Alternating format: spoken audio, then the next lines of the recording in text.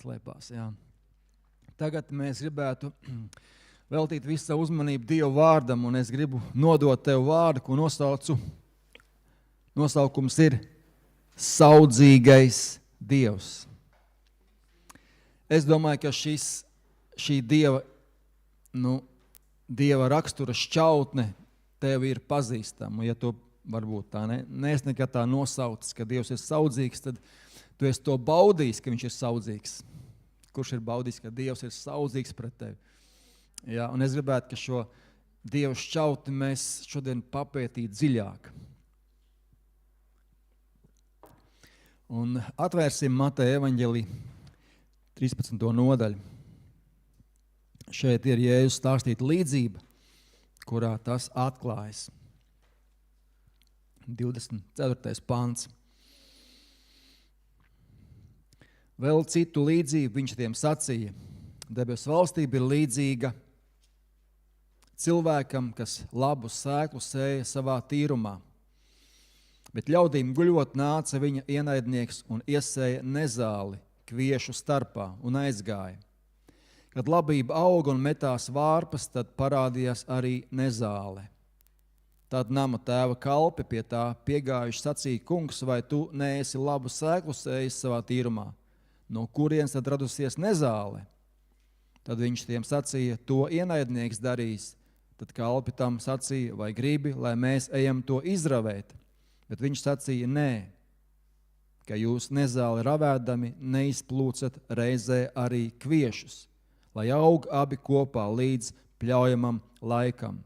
Un pļaujamā laikā es sacīšu pļāvējiem: salsiet pa priekšu nezāli un sasieniet to kūlīšos, lai to sadedzina, bet kviešus sakrājiet manā šķūnī. Tāda līdzība, kurā Jēzus ļoti uzskatāmi, vienkārši un skaidri, pat bērns to saprot, paskaidroja, liekas tik sarežģītas nianses. Kāpēc Dievs tā dara, kāpēc tā nedara, un kāpēc tā, un kāpēc šitā, un viss kaut kā. Daudz jautājumu, bet tu šeit ieraugi, kāpēc Dievs saka nē. Jā, tur ir teiks nama tēvs un tā, bet tu saproti, ka te Jēzus rāda, kāds ir Dievs. Vai ne? Kāpēc Dievs saka nē uz to, ka kalpi grib kaut ko pareizi darīt, kaut ko labu darīt, un ja kalpi grib izraut nezāles, un Dievs saka nē. Un, protams, kāds teiks, redz, kādu Dievs nekonsekvents, ja. Tā viņš saka, kad vajag raut visu ārā, un viņš saka, nerauj ārā. Ja tu nesaproti, varbūt tev liekas, ka jautājums parādās, bet ja tu saproti, un šī līdzība tev vienkārši skaidri parāda, kāpēc, tad tu ieraugi to, ka Dievs ir saudzīgs pret to graudu, jeb kviešiem, pret to Dieva stādīto, pret to Dieva darīto, ka Dievs to savus bērnus, savu draudzi, savu darbu grib saudzēt.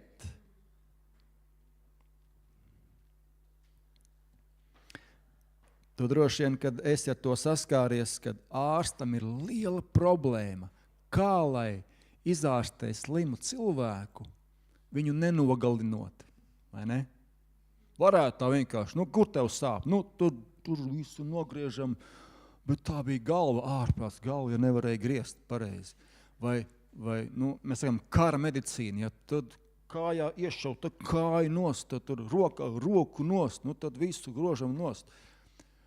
Ja tāds cilvēks trapās draudzē, tad draudze paliek maziņa. Paliek tikai kaut kāds mazs gabaliņš, jo viss ir nogriezts. Te ir tas rakstīts iemesls, kāpēc Dievs ir saudzīgs. Dievs ir žēlīgs, saudzīgs ar tevi, ar mani un ar tevi saudzīgs. Tāpēc viņš nav tāds, atrisinām.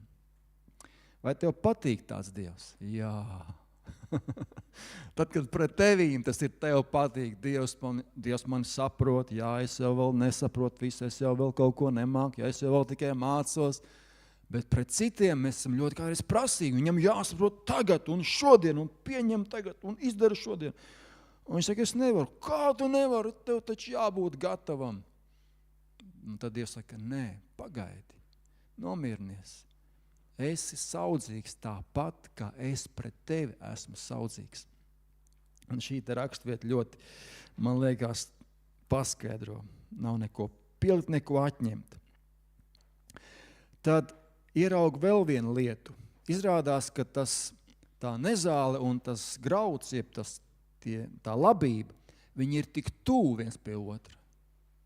Tik tuvu, kad, ja tu rausi vienu, izrausi arī otru. Tad tu redzi, ka cilvēks viņš ir tāds, ka tur visi saudzes kopā, ka viens otru ietekmē. Pieņemsim tavu finansiālā dzīve. Ja tavu finansiālā dzīve cieš kaut kādas grūtības, tev nav naudas, vai tev pietrūkst naudas, vai kaut kā, tad arī tava garīgā dzīve ir traumēta, vai ne? Apgrūtināta, vai ne? Tu gribētu, Dievs tev saka, tagad braukt uz Bībeles skolu Upsalā, bet tev nav naudas, par ko aizbraukt. Piemēram, jā. Kad Elīna, tas ir ļoti svarīgs jautājums. Kur ņemt naudu? Es jau gribētu, bet naudas nav. Tu saproti, ka Dievs, ka mūsu tā dzīve ir tik saistīta savā starpā. Ja? Tu kādreiz, es gribu darīt to un to, bet sieva negrib darīt to un to.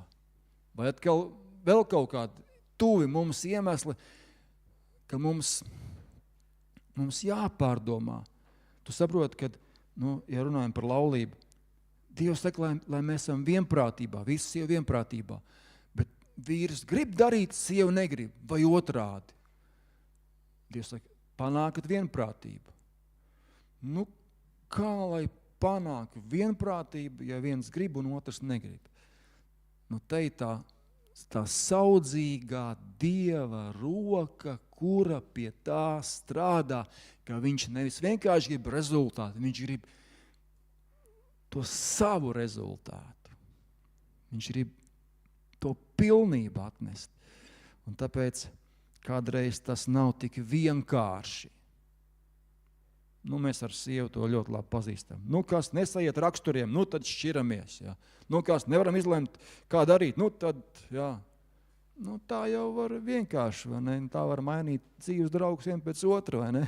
Vienmēr kaut kas nesaies.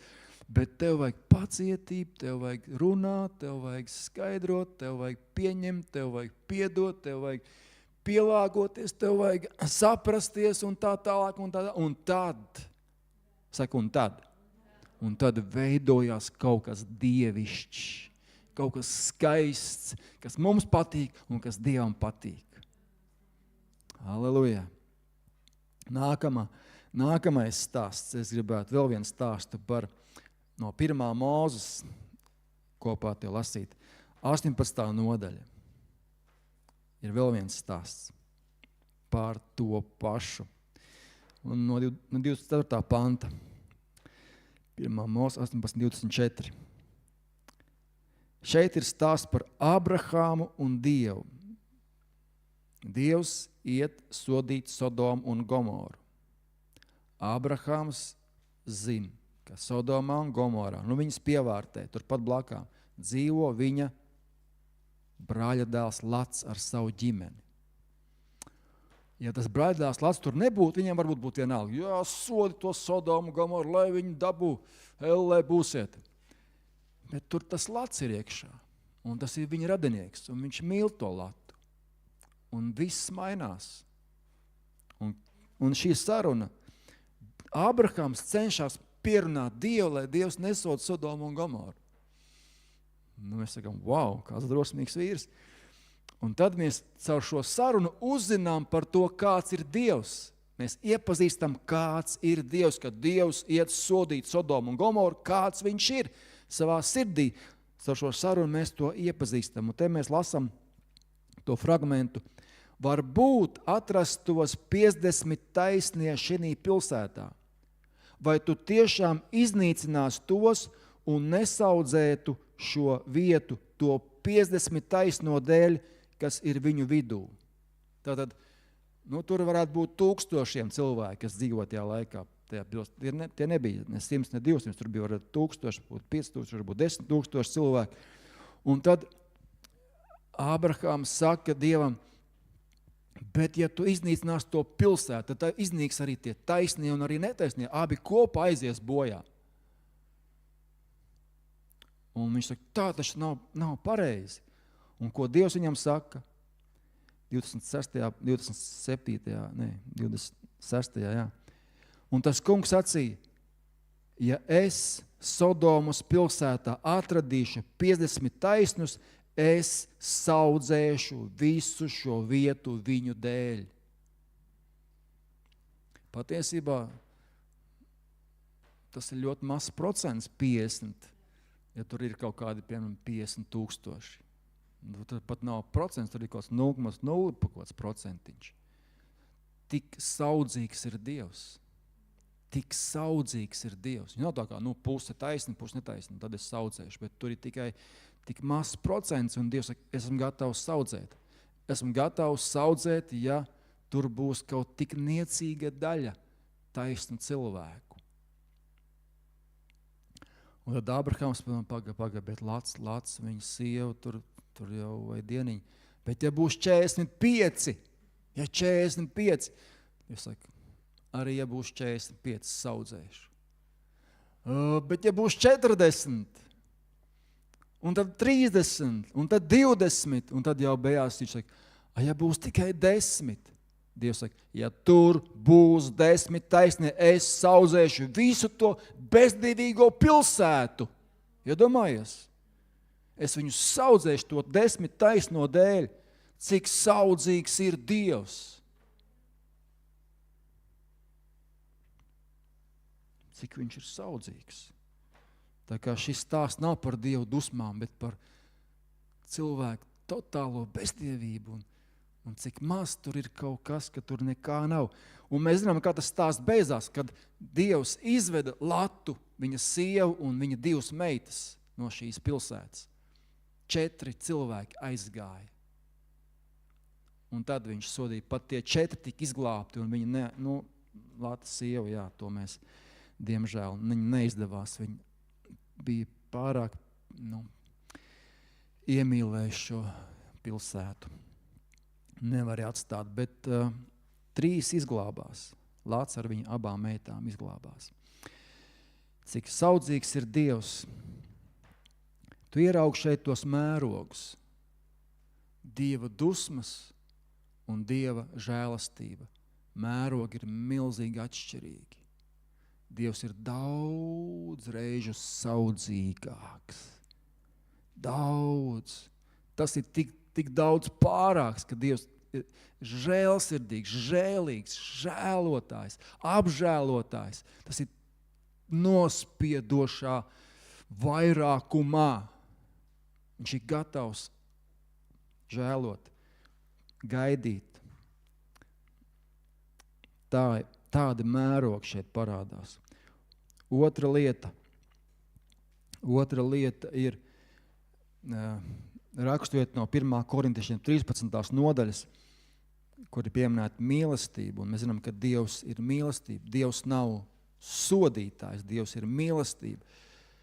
Un mēs lasām mīlestības aprakstu, jeb arī Dieva aprakstu, var teikt tā, jo Dievs ir mīlestība, ja tad mēs sakam, Dievs ir lēnprātīgs, Dievs ir laipns, Dievam neskauž, Dievs nelielās, Dievs nav uzpūtīgs, Dievs neizturas piedaudzīgi, Dievs nemeklē savu labumu, Dievs neskaistas, Dievs nepiemin ļaunu, Dievs nepriecājas par netaisnību, bet priecājas par patiesību. Dievs apklāja visu, Dievs tic visu, Dievs cer visu, Dievs panes visu.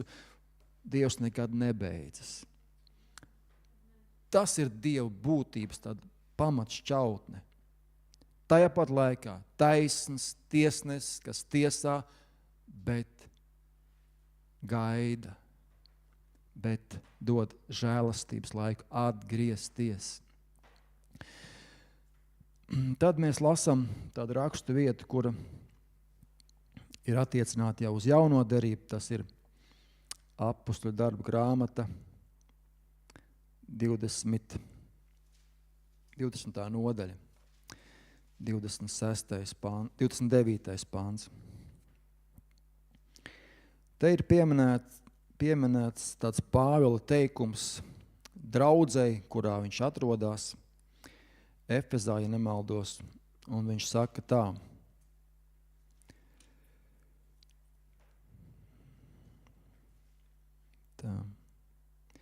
Es zinu, ka pēc manas aiziešanas pie jums iebruks plēsīgi vilki, kas nesaudzēs ganāmo pulku. Acīm redzot, kad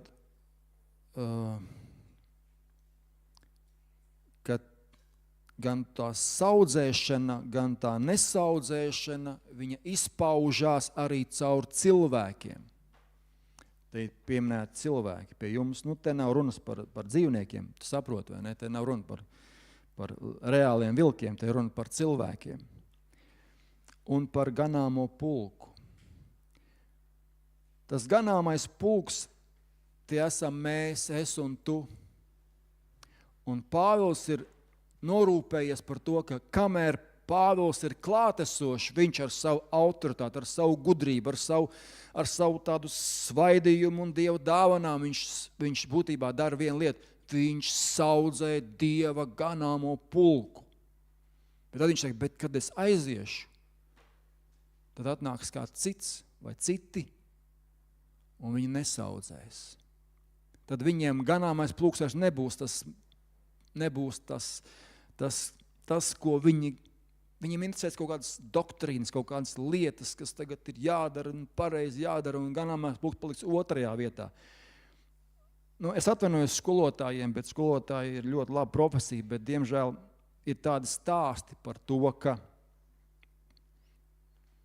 piemēram, tur bija laikam Tomas Edisons, vai kā cits no tiem zinātniekiem, kuram bija skolā uzlikt diagnozi, ka viņš ir vienkārši totāli stulbs, ka no viņa nekas neiznāks. Vai tas pats mūsu slavenais austrāliešu sludinātājs, kā viņam bija vārds, Pīters Daniels, ja, viņam patīk grāmata, ar nosaukumu skolotāji jūs kļūdījāties.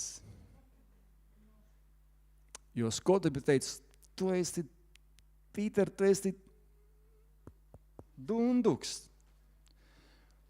Un viņš kļuva par miljonāru. Tad, ko skolotājs palaiž garām? Bet skolotājs nav mamma, nav tētis. Viņš ir profesionāls. Viņam interesē, lai tu ieraksties tajā testā. Ir tests, cik tu biji dabūji punktus. Tagad tu esi teicamnieks. Tagad tu esi viduvējība. Un tagad tu esi dunduks. Bet mamma un tētis ar to dunduku dzīvo kopā, viņu mīl, viņu baro, viņu māca, viņš varbūt nemācās un varbūt neklaus, bet viņš ir viņu dēls vai meita. Āmen! Un par to runā Pāvils. Hei, ir tēvi un ir mātes, kas rūpēs par ganāmo pulku, un ir vienkārši profesionāļi, kas rūpēs par kaut kādām mācības skaidrībām, tīrībām un tā tālāk. Un tie vilki. Ļoti labi vilki, asi zobi, viss pēc Dieva standartiem radīti, bet viņiem ir cita misija. Tas ir tas, ko es redzu šajā rakstu vietā. Vilks nesaudzē, gans saudzē. Vilkam ir galvenais, kad ir paēdis, bet ganam galvenais, viņš būtu gatavs badā. Gans var dzīvot badā, bet lai avīm ir labi.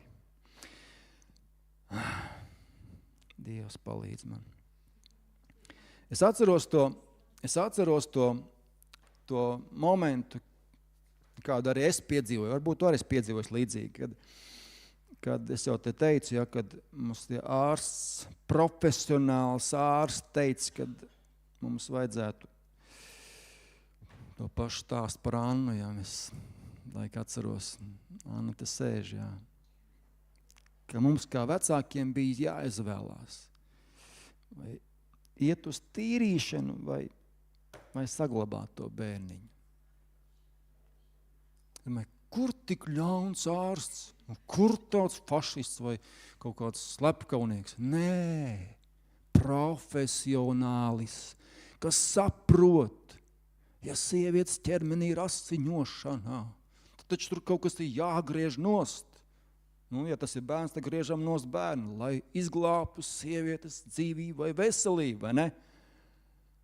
Bet tai sievietei viņš saka, nē, es labāk nosiņošu, bet mans bērns, lai dzīvo.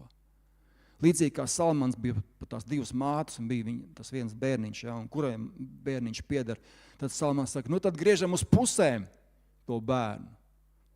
Tad lai taisnīgi. Nē. Māte atsakās. Labi, lai viņš dzīvo pie svešas mātes, bet lai viņš ir dzīvs. Tur ir milzīga atšķirība. Un kad mēs lasījām tajā līdzībā par to, ka Dievs saka, nerauj ārā nezāles, jo tad tu izraus arī kopā kviešus.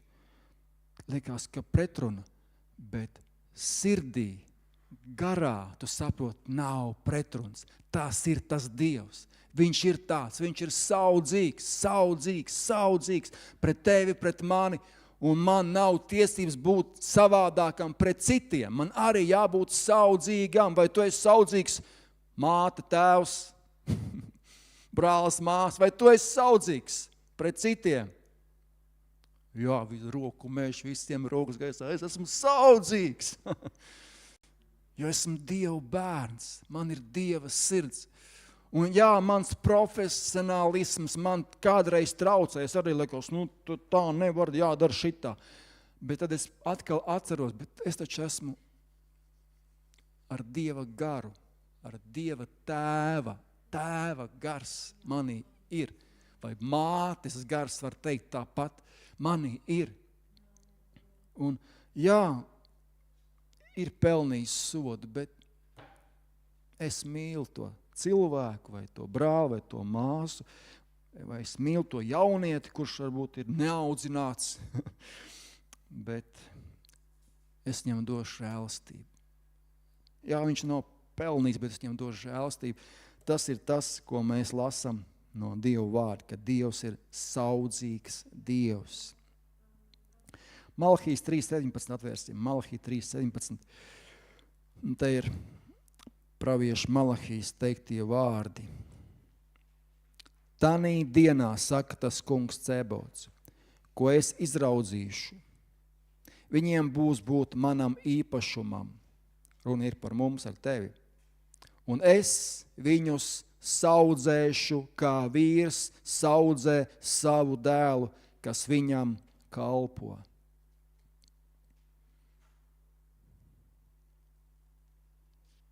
Tāda ir Dieva sirds. Tas ir mans dēls, tā ir mana meita. Un tas nemazina man mīlestību, ka viņš nav pirmais klasē, ka viņam nav izcils diploms kaut kādā jomā, ka viņš nav tik sportisks, vai nav tik atletisks, vai nav tik skaists, kā kāds tur Netflixā redzamās filmās. Ja. Man neinteresē tas ir mans dēls, mana meita, mana sieva, mans vīrs, mans brālis, mana māsa, tā ir mana draudz, tas ir kaut kas mans, tā ir mana zeme, mana tauta. Bet tu neesi jūtas, ka reiz tāds, ka kāds kaut ko tur lej par Latviju. Latvija, tā ir pēdējā vietā Eiropā. Un ka pēdējā, bet tā ir manējā. Jā, Cēsis, kas tad Cēsis, nekā te nav. Skaista pilsēta. Jā, tad raudze prieka vēst, jā. Pats tā ir manējā draudze. Kas tad tas pa puika? Tas ir mans puika. Tavs, muti ciet. Ļoti spēcīgs arguments, mans. Ja tu vari pateikt, tas ir mans dēls, mana meita, mana pilsēta, mana tauta, mana zeme, mana draudze. Tad apklust visi tie. Viņi saprot, ka te nāk tēva sirds priekšplānā. Pat ja viņš ir dunduks, tas ir mans dēls un skolotāji, mana dēla priekšā ir droša nākotne. Un viņš uz pa miljonāru. Ko tad pa miljonāru, trīnieks, viņam tur divnieks vai? Cik tagad liek parasti, ja slikt atzīme? Nē. Jā, divnieks un trīnieks, bet es ticu, ka viņa potenciāls, varbūt vēl nav atklājies, varbūt jāpēt laikam, varbūt vēl jāpacīnās, bet būs, es ticu, ka būs. Kurš cits ticēs par saviem bērniem, ja ne mamma un tētis, vai ne? Kurš cits ticēs par savu pilsētu, ja ne mēs pilsētnieki, vai par savu zemi Latviju, ja ne mēs? Kurš cits ticēs? Patīk tā dziesma Kauperam, ka neviens to dziesmu nedziedās, ja tu to nedziedāsi. Neviens tavus bērnus nesaudzēs, ja tu tos nesaudzēsi. Neviens! Tie ir sveši bērni, bet tie tavējie, un tāpēc tavu bērnu sagaid, ka tu būsi saudzīgs pret viņiem. Jā, labi, tur tantu, onkulis, kaimiņš kaut kāds dusmīgs, bet mamma un tētis, tur es atradīšu savu patvērumu, savu drošību, savu mīlestību, pat ja man būs divnieks vai vēl kāda atzīme, kura neatbilst tiem standartiem. Pat ja man nesanāks nekur, es būšu pieņemts, es būšu samīļots. Un tāda vieta ir Dieva tūmā katram cilvēkam. Dievs ir saudzīgs Dievs. Aleluja. Atceros, kad viens mācītājs stāstīja savu piemēru, viņš teica, viņš spēlējas video spēles ar savu dēliņu, maz dēliņu, tur viņam pat 6 gadi, un braukuši pa to trasi ar mašīnu video spēlēs, jā, un tas dēliņš vēl nemāk tik labi kā tēvs, un tas tēvs pa priekšu brauc, un tad tēvs saka, bišķiņ jāpiebremzē, lai dēls tā kā noķer mani, jā. Un tad viņi brauc tur kopā, saceņš apdzena viens, apdzena otrs. Un tēvs tā kā ļauj tam dēlam tā kā sevi apdzīt, vai ne? Un tad, ļauj pat uzvarēt, malacis, abi priecājas, abi laimīgi. Bet pēc pāris gadiem dēls paaugās un sāka spēlēt labāk nekā tēvs. Tēvs gribēja apdzīt, bet nevarēja vairs to savu dēlu apdzīt. Un dēls neparādīja nekādu žēlastību savam vecajam tēvam. Un viņš vienmēr uzvarēja. Redzi, ir tēva sirds, un to neviens nevar, to nevar saprast, kā tikai tas, kurš ir tēvs vai māte. Ja? Un tāds ir mūsu Dievs. Tāds ir mūsu Dievs. Piecelsimies kājās.